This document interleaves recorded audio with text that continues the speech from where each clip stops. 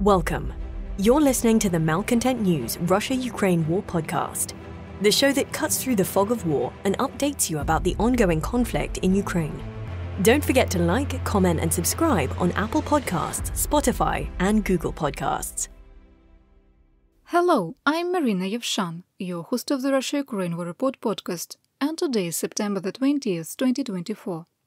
It has been 3,889 days since Russia started covert military operations in Crimea, 10 years and 212 days since the start of the Russia-Ukraine war, 2 years and 209 days since Russia expanded its war of aggression, and 46 days since Ukraine counter-invaded Russia.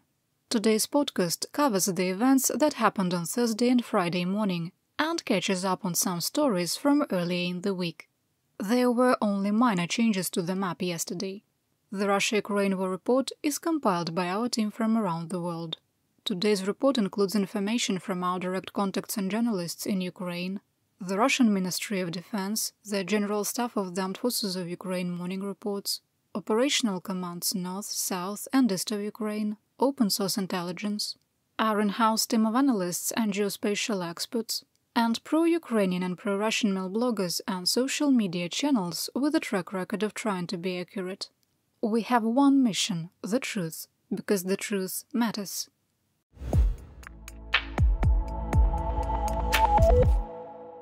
Here is my daily assessment. 1. It is likely United States military aid to Ukraine will end on September the 30th, 2024, beyond already committed deliveries and funding, and will not be readdressed until February 2025. 2. The loss of assistance from the United States has the potential to be catastrophic for the Ukrainian armed forces. 3. The lack of a meaningful response by Ukraine's allies and international organizations to open and unrestricted attacks on civilians and civilian infrastructure by Russia has convinced Moscow this is an effective strategy with no political consequences. 4. Russia will maintain its attacks on Ukraine's energy infrastructure, continuing Russian crimes against humanity that started in October 2022, as outlined in 4 arrest warrants issued by the International Criminal Court. The continued attacks are increasing the probability of a nuclear accident at one or more of Ukraine's nuclear power plants due to a loss of external power connections. 5. The policy of escalation management implemented by the NATO alliance and the United States is a complete failure that has only encouraged Russia to escalate hybrid and kinetic warfare actions against the NATO alliance and Ukraine's allies and their economic interests. 6. While Russian forces continue to make gains, we assess that it will be difficult to maintain the current operational tempo due to unsustainable losses of heavy equipment and personnel. 7. We maintain the Kursk Counter-invasion is strategically sound. This is the last day for this entry. 8. Our assessment that autocrat Vladimir Putin's order to recapture the Kursk region of Russia by October the 1st was unrealistic was accurate, with a new deadline of October the 15th set. 9. The Russian economy is much weaker than reported. 10.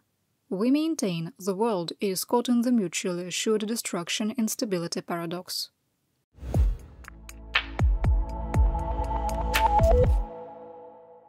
Here is today's action report summary. Yesterday, Russia carried out 226 discrete assaults, a new all-time record. Through September the 19th, the 7-day moving average for daily attacks jumped to 177. The VKS, that's the Russian Aerospace Forces, carried out at least 76 airstrikes, dropping 115 bombs, and Russian ground units carried out approximately 4,900 fire missions. In the Kursk region, Ukraine controls 1,045 square kilometers, with another 302 in the grey zone, for a total area of 1,347 square kilometers. Ukraine controls 83 hamlets, villages and settlements, including important infrastructure facilities such as the Sudzha gas metering facility. Of those, 27 are under administrative control of the provisional government. Let's go into the details of what happened on the battlefield. This would be a good time to open up the war map on a second device and find the city of Sumy, that's in northeastern Ukraine. There is a link to the map in the podcast description. Ready? Here we go.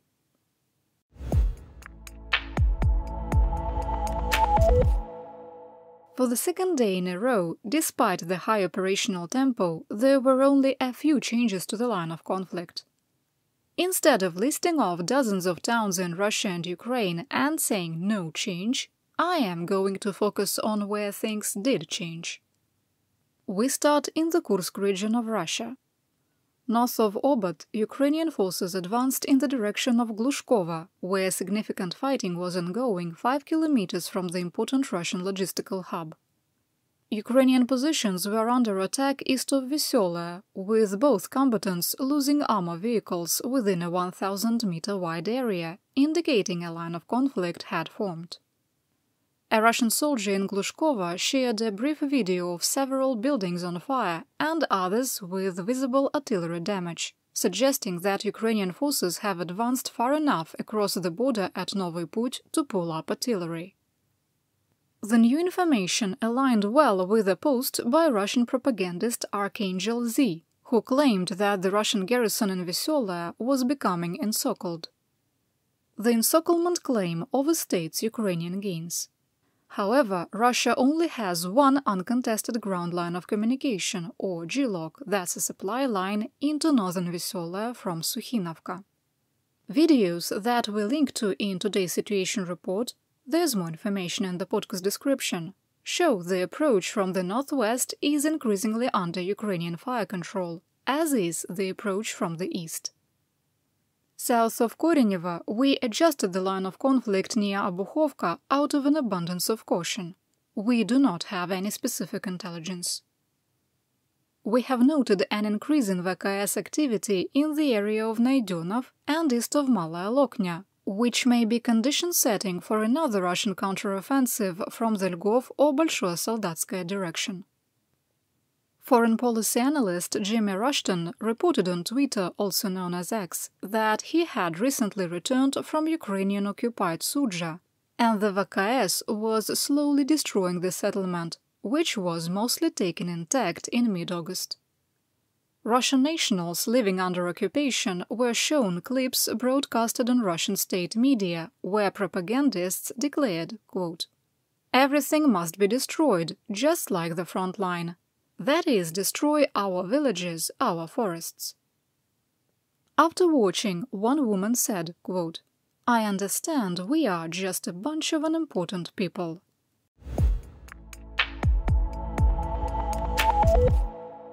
The Crimean Tatar insurgent movement Atesh shared photos of military equipment of the Russian 810th Guards Naval Infantry Brigade being redeployed from occupied Crimea in Ukraine, reportedly to bolster Russian forces in the Kursk Oblast. Russian autocrat Vladimir Putin has adjusted the timeline for liberating the Kursk Oblast to October the 15th and called for the creation of a sanitary zone in the Ukrainian Sumy region by October the 30th. The remaining residents in the frontline city of Korenyevo wrote a letter to Putin asking for assistance.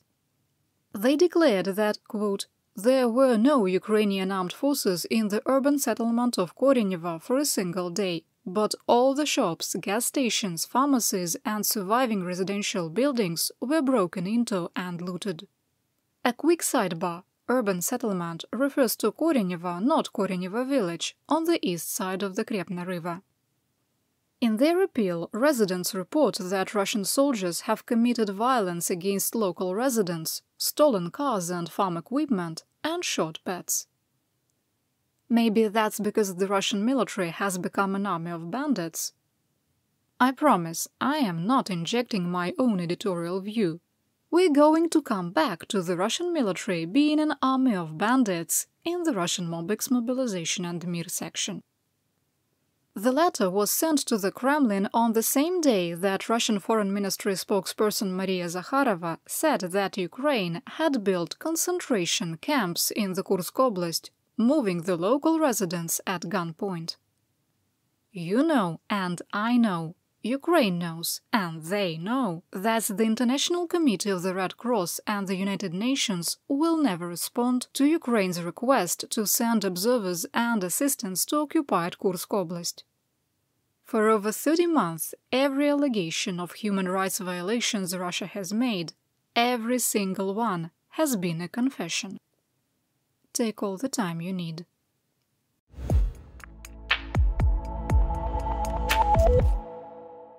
Moving to my home, Ukraine. There were limited changes to the line of conflict despite Russian forces carrying out a record-setting 226 attacks across the entire line of conflict. Half of the assaults were conducted from Druzhba, northeast of Toretsk, to occupied Vodyane. The challenge for Ukrainian forces is that in many areas along the line of conflict, even a marginal Russian advance is becoming increasingly costly. North of Kharkiv at Hlyboke, Russian forces were able to advance south along the bank of the reservoir into the dachas north of Liptsi. A graphic video showed Russian light infantry being attacked by drones in numerous locations, suffering heavy losses. Northeast of the dachas, Ukrainian forces were able to advance back into the southern part of Hlyboke, where fighting continued. Northwest of Kremenna, in the Luhansk Oblast, Russian forces occupied the Petropavlivska church in western Makiyivka after successfully crossing the Zherebets River. If Russian troops can consolidate their gains, they will complete the capture of the settlement. After 22 months of failed assaults, Russian troops advanced up to 2,000 meters in the direction of Nevske, advancing from occupied Chervonopopivka. South of Siversk, Russian forces advanced 500 meters in the direction of Vyimka. The terrain in this area is unfavorable for additional Russian forces, and they have reached this region several times over the last 2 years. Southeast of Pokrovsk, Ukrainian forces made a small but tactically critical advance in northern Novogrodivka and in western Marinivka. Russian troops continue to be held east of Selidove despite significant attacks from 3 directions. Video showed that the center of Selidove was a ghost town, but there was only the sound of distant artillery fire, further reinforcing that Russian troops had not reached the settlement.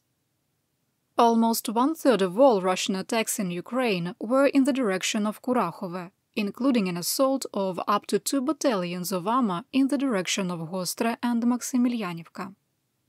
At the time of recording, we know that Ukrainian defenses were not breached, and Russian forces suffered heavy losses. We also know that some Ukrainian positions were lost in Maximilianivka, but we don't know where Russian troops advanced. If more information becomes available over the weekend, we will issue a flash report to our subscribers.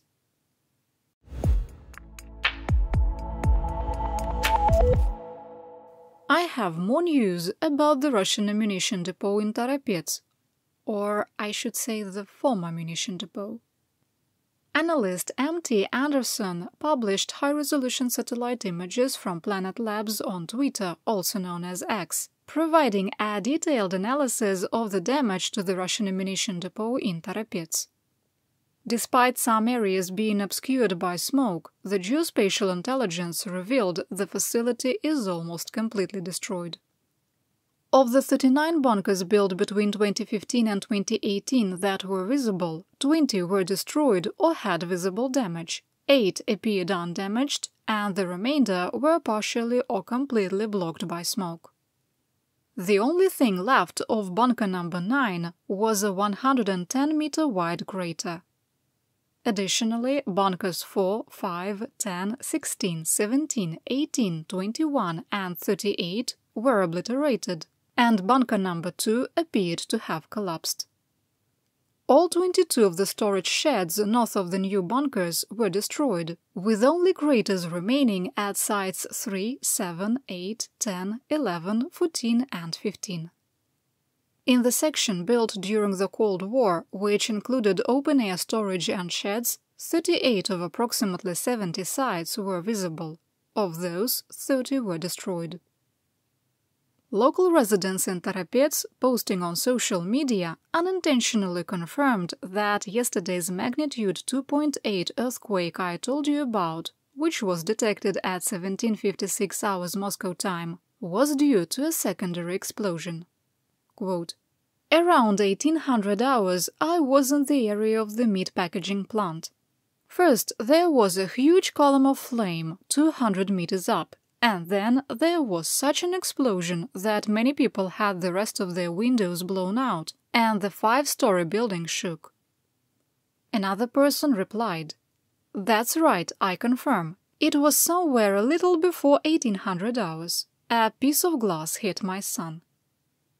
The Metaplast factory is in northern Tarapets, 3.25 kilometers away from the nearest ammunition storage shed and 6 kilometers away from the furthest. At the time of recording, NASA Fire Information for Resource Management Systems indicated the remains of the site were still on fire.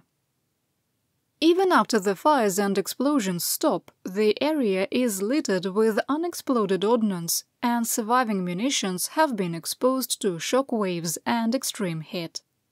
All because of a single Ukrainian drone. You're listening to the Malcontent News Russia-Ukraine War podcast. Our team of journalists, researchers, and analysts is funded by readers, listeners, and viewers just like you. To support independent journalism, please consider becoming a patron. You can find us on patreon.com/malcontentnews.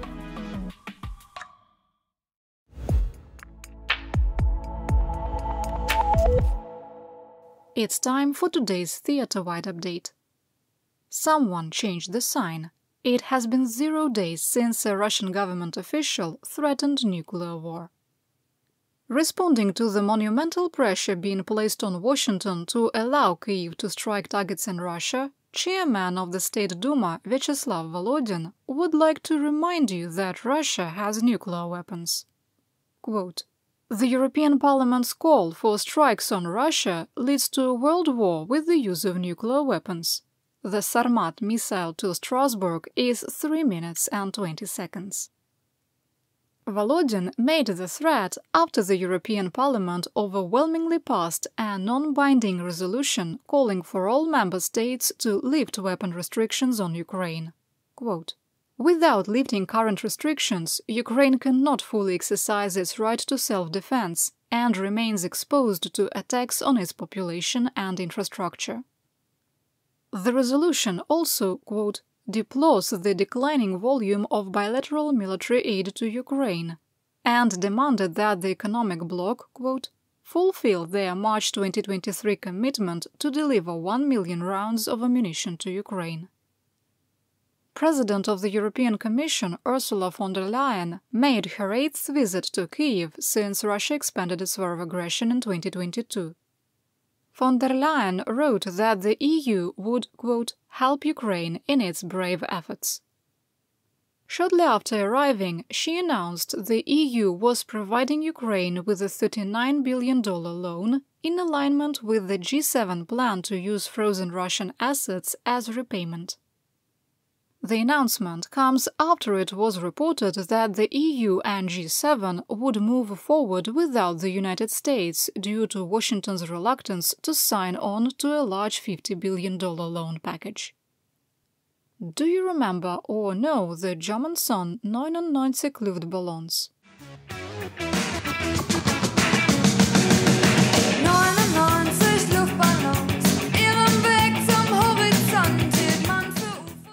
The premise is that a balloon accidentally floats over the Berlin Wall, sparking World War III. Near Kivsharivka in the Kharkiv Oblast, a Ukrainian first-person view drone intercepted 3 helium-filled Myla cow balloons. 2 of the balloons were fully inflated, while a third drooped below the cluster. We have no idea how the dry Kuhballons ended up in Ukrainian airspace, what their purpose was, or why the drone operator decided to intercept them. Of course, we'll link to the video in today's situation report. Russia has protested India's support to Ukraine. Italian company MES is importing 155mm artillery shells from Yantra, India, which are filled with explosives in Europe and then shipped to Ukraine. New Delhi pushed back on the Russian protest, stating that rounds were being sold to third parties who then resell the materials. Bild journalist Julian Robke is in Ukraine and recorded multiple airstrikes by Russian Su-34 aircraft using glide bombs on Kurakhove. Robke showed how the planes fly the same routes every day, coming within 10 kilometers of the line of conflict. Here is Robke from Kurakhove. Is that you can see all this coming. You can see all this coming. This would be totally easy for Western air defense to stop these Sukhois. They are very, very close by. They're like 10 kilometers from here, not more. And what the Ukrainians really need is air defense. Then they could down them, and if they don't get air defense, they must get permission to hit all these planes where they are, in Russia. Later, Robke released another video as he left the area, the city burning on the horizon. In his farewell address, NATO Secretary-General Jens Stoltenberg delivered his reflections on a challenging decade. Secretary-General Stoltenberg. The third lesson is that military strength is a prerequisite for dialogue. I know this from my time as Prime Minister of Norway. We have to speak to our neighbors, however difficult it might be. But dialogue only works when it's backed by strong defenses. This is clearly demonstrated in Ukraine. We all want this war to end. The quickest way to end the war is to lose it. But that will not bring peace. It will bring Russian occupation. Today, President Putin believes he can achieve his goals on the battlefield. And he believes that he can wait us out. That is why he continues to wage his brutal war. I do not believe that we can change Putin's mind. But I do believe that we can change his calculus. By giving Ukraine more weapons, we can make Putin realize he cannot get what he wants by force, and make it so costly that he will have to accept Ukraine has a sovereign democratic right to persist as a sovereign democratic nation. The paradox is that the more weapons for Ukraine we are able to deliver, the more likely it is that we can reach a peace and end to the war. And the more credible our long-term military support, the sooner the war will end. Stoltenberg also said that investing 2% of GDP into national defense is no longer enough in the current environment, and warned against isolationism within Europe and among NATO alliance members. At a Zeit event in Germany, the Federal Minister of Defense of Germany, Boris Pistorius, joined the chorus of European voices calling for ending their long-standing policy of détente towards Russia. Quote, "We can say, well, it's not NATO territory, it's not a partner country, or however you want to argue the point. But if we let him," quick sidebar, he means Putin, "get away with it, what does that mean? That means he says, well, the West is actually weak, I can do whatever I want." And then the next target will probably be Moldova or Georgia, or at some point, if he dares, NATO territory in the form of the Baltic states. And that's why it's so important that we do this. One more sidebar, he means support Ukraine.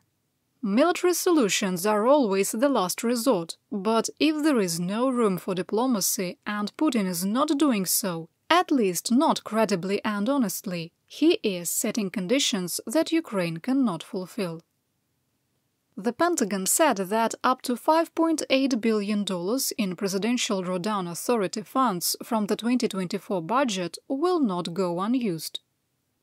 Under U.S. law, the Department of Defense is required to maintain minimum inventory levels, and without corresponding funds for the Pentagon, Presidential Drawdown Authority dollars are essentially frozen. In our assessment, while the Pentagon has increased defense production of artillery shells and other munitions, the effort is not enough to address the growing national security threat in Europe, the Asia-Pacific, and hybrid warfare operations from Russia, Iran, China, North Korea, and global terrorist organizations.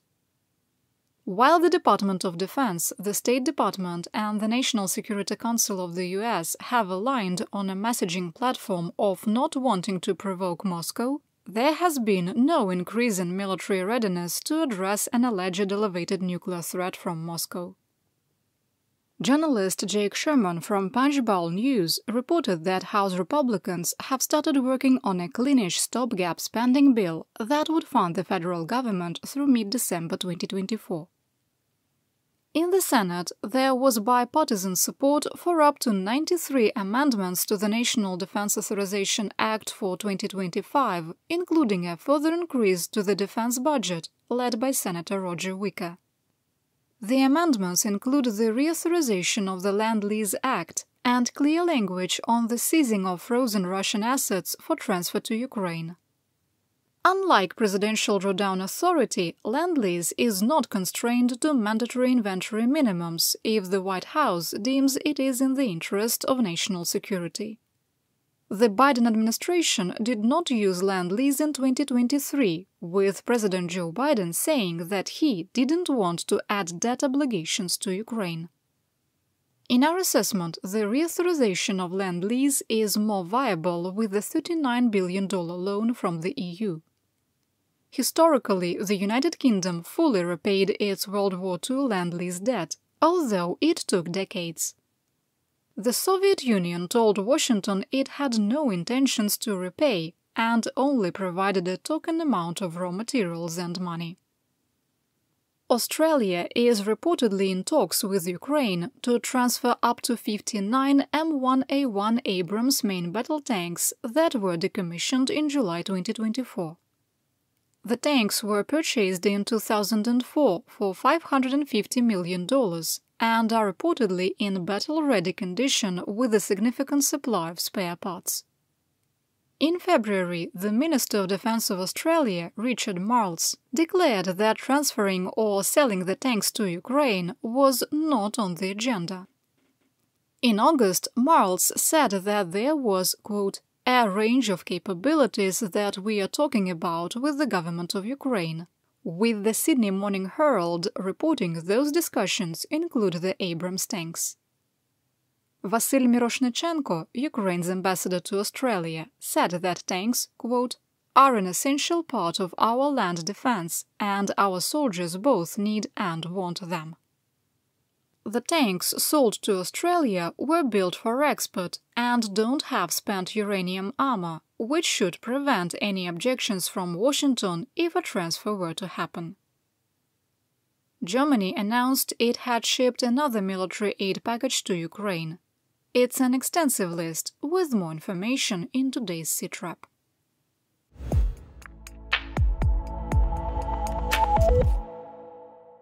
Our War Crimes and Human Rights section can cover difficult topics, including torture, gender-based violence, war crimes, and violence against children. Today's report does not include graphic content. In the city of Sumy, the VKS bombed a boarding house and nursing home for pensioners where 221 elderly residents lived, many with disabilities. The attack left 147 residents homeless, wounded 13, and killed 1. In the Sumy Oblast, Russian ground units shelled Krasnopilya, killing 3 pensioners aged 66 to 73 and leaving a 4th in hospital. In Kherson, more civilians were killed and wounded by Russian drone operators on, as they call it, safari, intentionally targeting civilians on the right bank of the Dnipro River. The Khmelnytska Oblast Military Administration Governor Serhiy Tyurin reported that during a Shahed-136 raid, one of the Russian drones flew near the Khmelnytsky nuclear power plant, in violation of the International Atomic Energy Agency's 7 pillars of nuclear safety.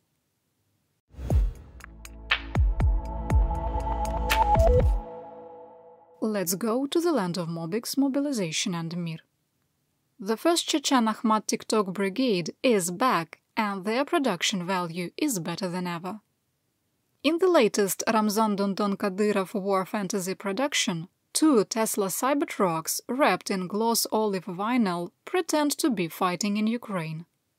The Cybertrucks, escorted by Toyota pickups, had machine guns mounted in the bed, where they pretended to shoot at a drone. Definitely watch the video to see how the machine gun mounts are ready to shake themselves apart. I wonder how they're going to charge their Cybertrucks on the front line. We hope the brave members of the 1st Chechen Akhmat TikTok Brigade brought 2 400-kilometer-long extension cords. The Foreign Ministry of Russia announced that autocrat Putin would not attend the inauguration of Mexico's president-elect Claudia Sheinbaum after Kyiv requested Putin be arrested on his outstanding warrant issued by the International Criminal Court.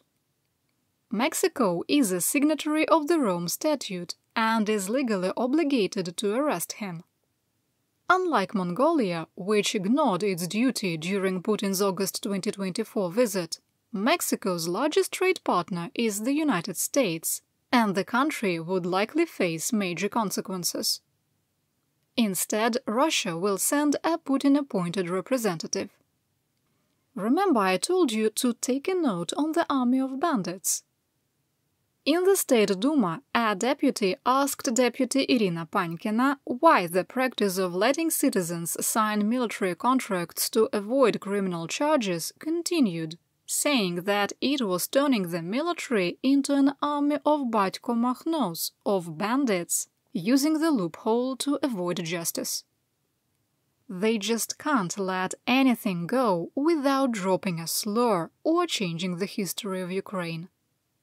Batko Makhno, real name Nestor Makhno, was a Ukrainian anarchist revolutionary and a key figure during the Ukrainian War of Independence from September 1918 until his exile in 1921. His history is extremely complicated, as is much of Ukraine's history in the first half of the 20th century. It would take an entire podcast to explain his life. Just a brief note. For Russians, Makhno is a mere bandit because, of course, they can't accept that he was a Ukrainian fighting in Ukrainian War of Independence. The reason is obvious: Ukraine does not and cannot exist, according to their mindset. Back to the State Duma. Pankina responded to the question saying, quote, "I'm not keen on talking about the legal escape from criminal liability. Why? It's been said earlier, to free someone from criminal liability, they need to go to war. The criminal case stops in case of a state award, bad injury, death, or end of the special military operation."